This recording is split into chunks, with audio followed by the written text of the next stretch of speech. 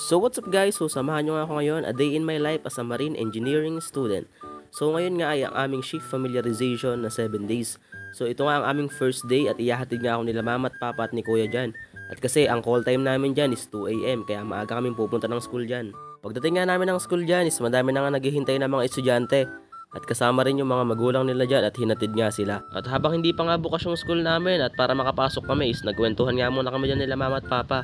Habang pampalipas oras na din at para di na rin mainip. At mga ilang oras nga rin dyan is nakapasok na nga rin kami sa loob ng school. Siguro mga bandang 2:20 or 2:10 nakapasok na rin kami dyan.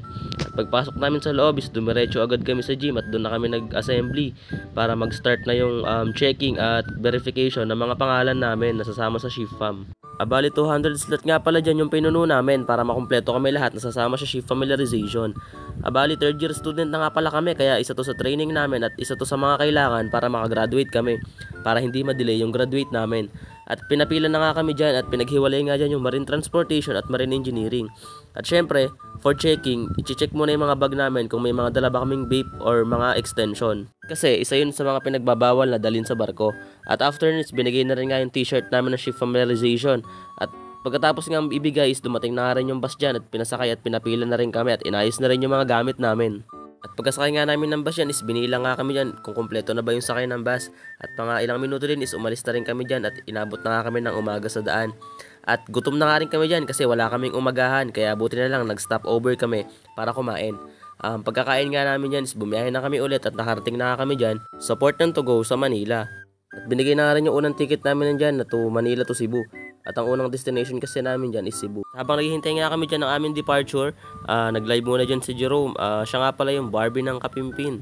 O diba? Tingnan nyo muna siya. O diba? Pak! At after nga ng mga ilang minutong paghihintay dyan, ay pinapasok na rin kami dyan sa loob para dumiretso na rin kami sa loob ng barko. At kasi ang alis namin dyan is 12 AM kaya kailangan na naming sumakay. At 3 bag nga pala dala ko dyan para for in case of emergency, madami akong sobrang damit na dala. At pagkatapos nga namin doon sa checking area is nagdiretso na rin kami dyan sa barko. At ang sasakyan nga pala naming barko ngayon is ang Togo. Kasi sila yung tumatanggap ng mga training ng mga estudyante. At pumasok na nga rin kami sa loob niyan. At pagpasok nga namin sa loob dyan is andun nga yung mga crew nila at para i-assist kami kung saan ba kaming room na pupunta. At pagsakay nga namin dyan is inayos na namin ang aming mga gamit kasi sobrang taas nung inakyat namin. Sobrang nakakapagod kaya pawisan kami agad. At ito na nga rin pala ang magiging tulugan namin, ang kabina namin sa loob ng 7 araw.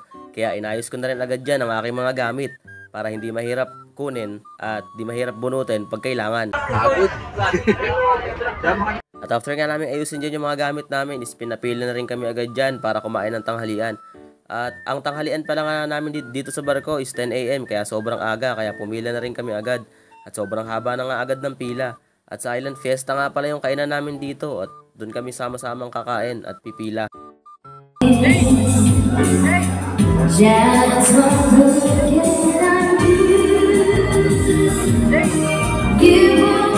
At ito na nga pala ang start ng aming unang pagkain sa barko. At 2 cups of rice nga pala ang binibigay sa amin dyan para hindi ka na talaga mabibitin sa pagkain mo.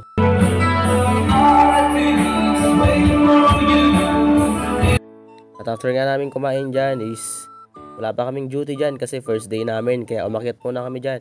Nag-ikot-ikot, naglibot-libot at nag-picture-picture at video na din. Ito nga pala ang aking first time na sumakay ng barko kaya na-amaze talaga ako sa kung ano bang itsura nito. Syempre, experience na din at nalobot na nga ako dyan kaya nag-charge muna ako dyan. Meron nga rin pala silang charging station dyan. At pagkatapos nga namin mag-ikot-ikot at maglibot-libot, hapunan na agad. Sobrang aga kasi ng hapunan namin dyan kasi may mga sakay na iba yung barko, mga passenger at susunod sila sa aming kumain kaya kailangan namin matapos agad kumain. Kasi asa 200 plus kami kaya kailangan namin matapos agad kasi yung mga pasahero naman ang susunod na kakain. At after namin kumain dyan is pinatawag kami sa event hall dyan para i-discuss na ang aming duty kinabukasan.